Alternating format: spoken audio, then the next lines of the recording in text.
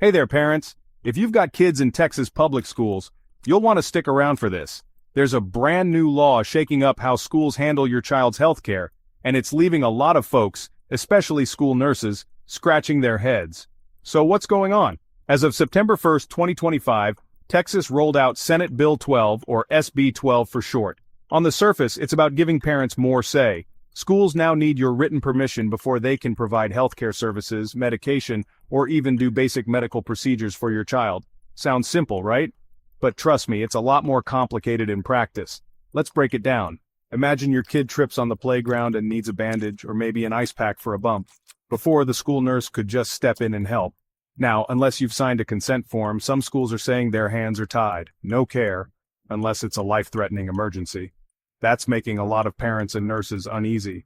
And it's not just about bandages. The law is broad.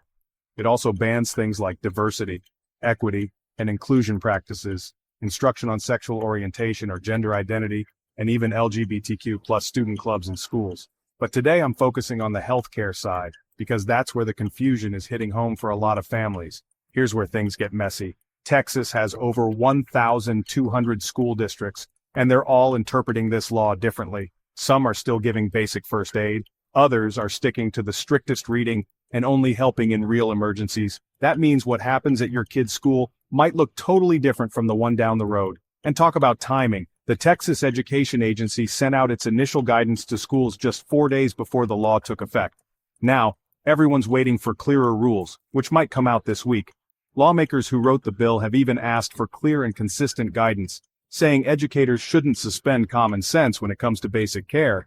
But until that happens, nurses are left wondering if doing their jobs could put their licenses at risk.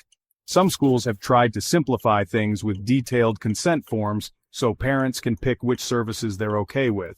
Others went for an all-or-nothing approach, which can be frustrating if you just want your child to get an ice pack without jumping through hoops. So, what can you do? If you're a parent in Texas, check with your school right away. Ask what forms you need to sign to make sure your child gets the care they need when they need it. Stay informed and don't be afraid to speak up. Your voice matters in how these new rules are put into practice. I'll keep an eye on any updates from the Texas Education Agency and let you know when things become clearer.